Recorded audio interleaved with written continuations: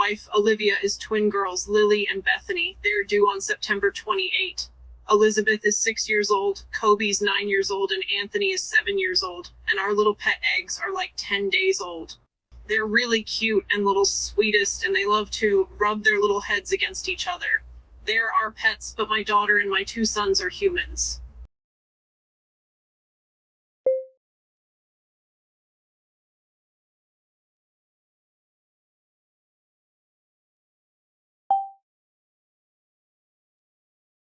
Sod looked down at his little girl, her big eyes staring up at him as she tapped his arm gently. He was halfway through reading a parenting book on the couch, one hand resting on Olivia's swollen belly. He smiled warmly and closed the book with a soft thump. "Nope," he said, scooping Elizabeth into his lap. "Not too busy for my favorite 6-year-old.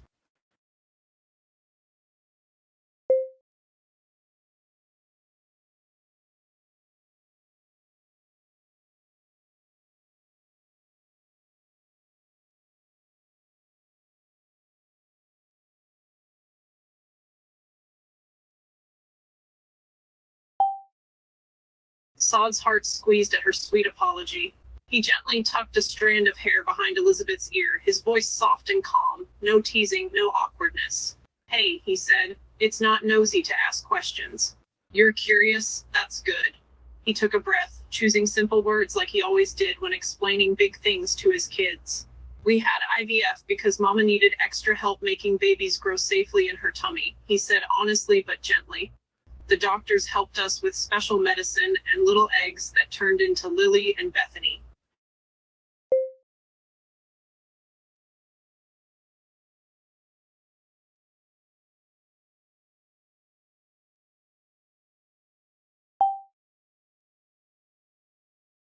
Sod chuckled softly as one of the tiny pet eggs, no bigger than a teacup, nudged Elizabeth's arm with its soft, feathery head. "Well," he said, scooping up another egg and cradling it gently in his palm, "these little guys? They're special IVF babies too. But they didn't grow in Mama's tummy. They grew in an incubator at the clinic." He kissed the top of Elizabeth's head before continuing. "The doctors thought they were strong enough to survive outside normal pregnancies, so we adopted them. We named them Peep and Pip because they chirp like baby birds when happy." He smiled as peeped her face against Elizabeth again.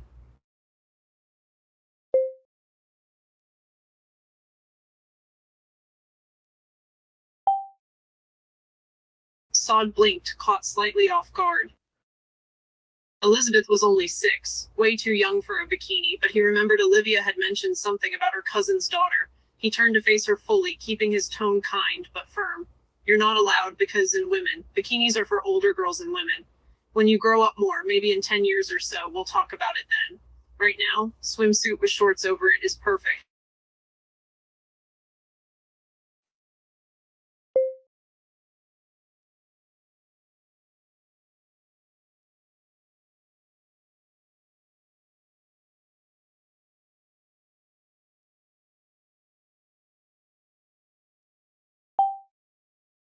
Sod immediately noticed the tiny wrinkle of discomfort on Elizabeth's forehead and gently lifted Pip, the egg nuzzling her belly, with careful fingers.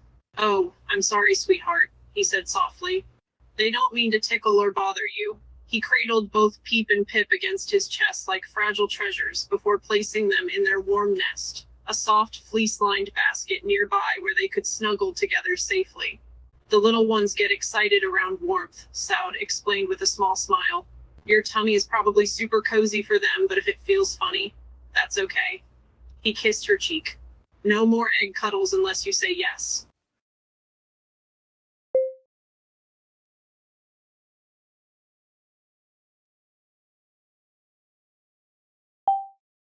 Okay, so today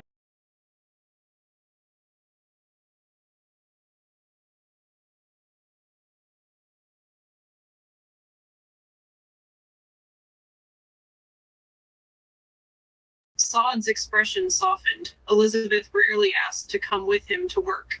He usually dropped her off at preschool or grandma's since his job was a quiet office near the hospital. He studied her face, the hopeful glint in her eyes, and thought for a moment. "You really want to spend the whole day with me?" he asked, raising an eyebrow playfully. Then he nodded slowly. Okay, if you promise to be super quiet during meetings and don't run around yelling like last time we went shopping. A small smile tugged at his lips as he added, and you can bring Peep and Pip if they behave.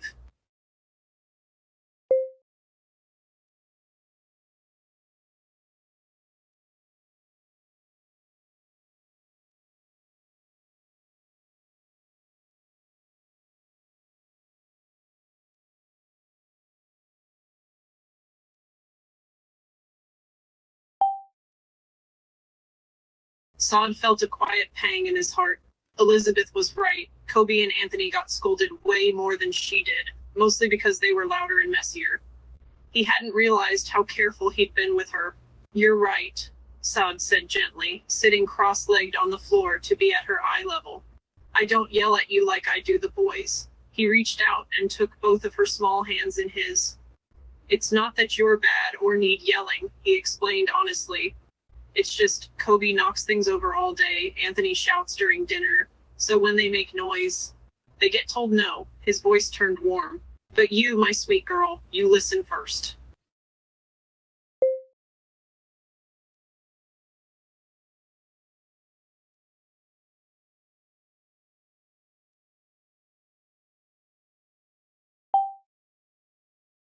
Sod exhaled sharply through his nose. Colby. Of all of us and you, there nappen numbers definitivt maybe. La cambiti pridas, seeking my thing to ear and will fit you. Teasetrius. Toward Hamiji. The 9-year-old's latest hilarious game was slapping his own forehead with a loud smack, and then bursting into giggles like it was the funniest thing ever. Ugh, Sod muttered, shaking his head. That kid does it on purpose during dinner too, right when someone's chewing. He rubbed his temple for Elizabeth, making her giggle. Last time? I nearly flipped the table, he admitted half jokingly. But no, I didn't yell at you, did I? Because you don't go around bonking your head like a drum. He kissed her forehead gently, a contrast to Colby's chaos, and added, My sweet girl doesn't give me headaches.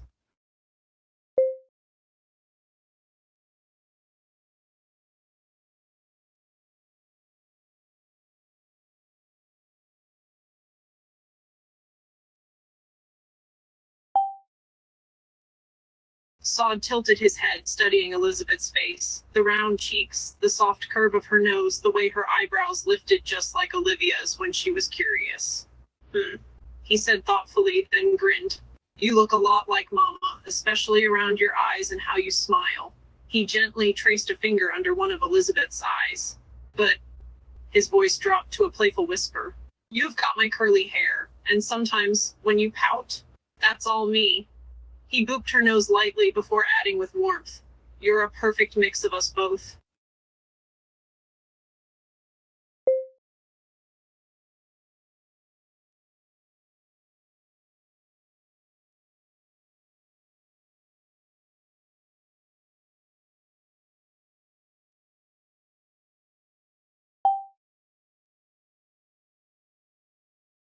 Sod's heart shattered the moment Olivia collapsed onto their bed, sobbing uncontrollably, her body racked with grief from losing the baby she'd been carrying for weeks. The room fell heavy and quiet. Elizabeth stood frozen in the doorway, her little face pale with fear and confusion. She had never seen Mama cry like this before, not even when Grandpa passed away. And then, without a word, Elizabeth's eyes filled too. She crept forward silently and climbed onto the bed, curling into Olivia's side like a tiny shield of comfort, though inside, her 6-year-old mind whispered, It's my fault. Sod was at his wife's other side instantly, holding her as she wept, but his gaze snapped to Elizabeth. He saw it, the guilt crushing her small frame.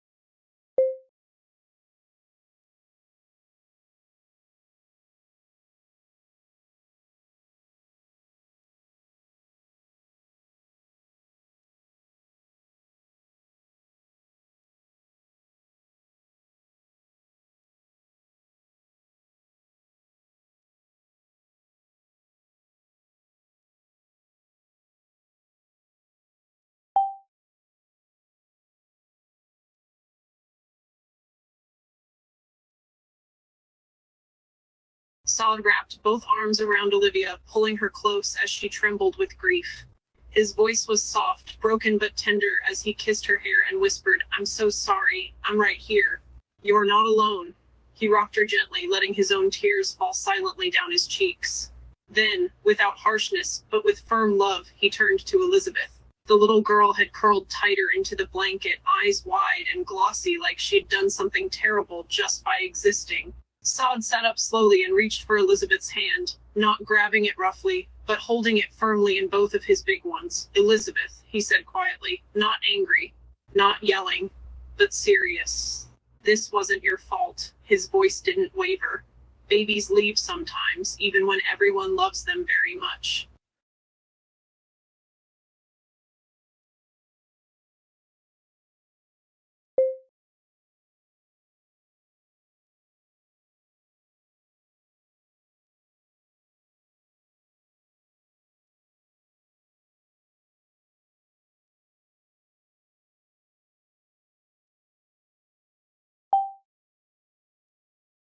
Sod froze. His wife's voice, still thick with tears, had shifted to something tender, quiet, and unexpectedly intimate.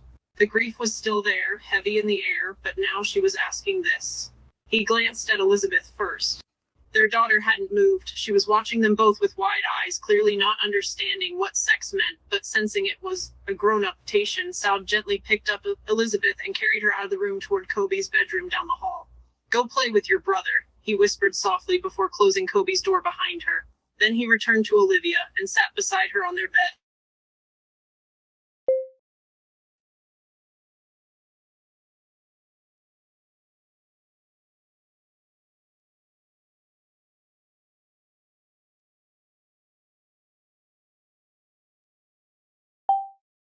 Sod exhaled slowly, sitting close beside Olivia.